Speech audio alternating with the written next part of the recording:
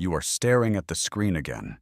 The blue light is the only thing keeping the room from going pitch black. Your thumb moves with a mind of its own, scrolling, searching for a spark, searching for a version of yourself that you haven't seen in a long time. You know you should put it down. You know the morning will come too soon. But the thought of tomorrow feels like a weight you aren't ready to lift yet.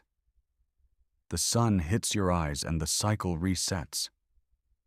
The alarm is a demand you aren't ready to meet. You hit snooze. Just 10 more minutes of safety.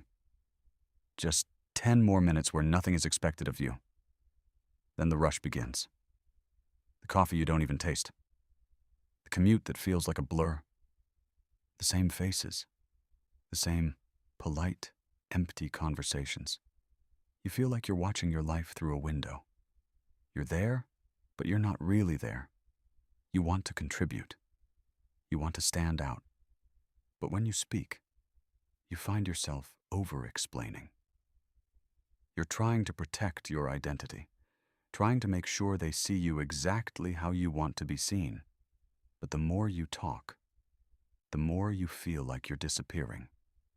You reply to every message instantly. You rearrange your whole day because someone asked for a minute of your time. You think you're being helpful. You think you're being valuable. But at the end of the day, you're just empty. You aren't lazy. You're exhausted from the performance.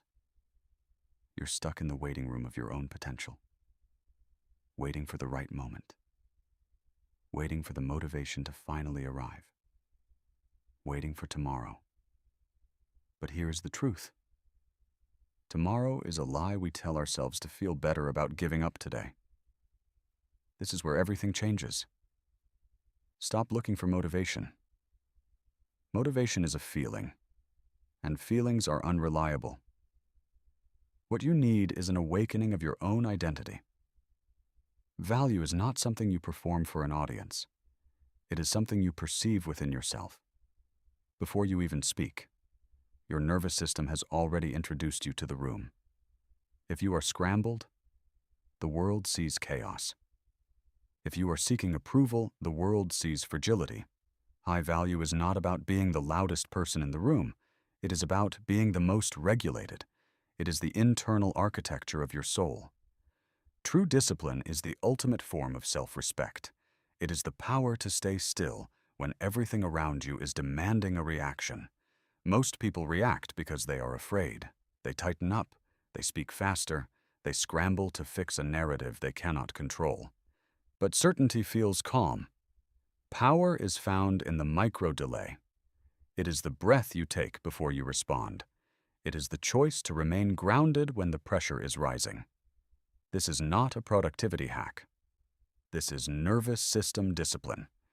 It is the realization that your time is not a public utility. When you stop being a slave to every notification, your presence begins to carry weight. Scarcity creates focus. Boundaries create respect. Discipline is freedom. The freedom to not be a victim of your own impulses. The freedom to walk away from a table where you are no longer being served. When you are willing to lose an interaction, you gain the power over it. Detachment is not coldness. It is abundance. It is the quiet confidence of someone who is not dependent on the validation of others. You have been trying to build your value from the outside in. Better clothes, sharper speech, a more confident walk. But external polish cannot override internal instability. Value rises internally first. It begins when you stop leaking urgency. It begins when you stop competing for attention and allow it to settle on you naturally.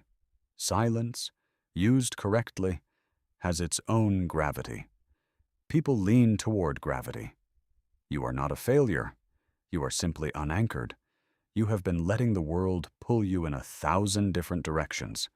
You have been giving away your power in tiny, invisible leaks. But you can choose to be centered. You can choose to be the one who does not scramble. You can choose to be the person who values their own time more than the approval of a stranger. This is not about being distant. It is about being rare, and rarity is what defines value. So tonight, when you're staring at that screen, when the urge to scroll comes back, when the word tomorrow starts whispering in your ear, remember that every choice is a signal, every pause is a demonstration of control, every boundary is a statement of worth.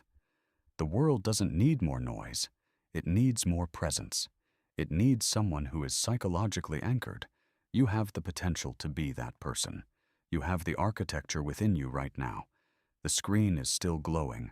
The house is quiet. The choice is yours. Are you going to keep performing for a world that isn't watching? Or are you ready to finally meet the person you've been hiding from? Tomorrow is coming. But who will be the one to meet it?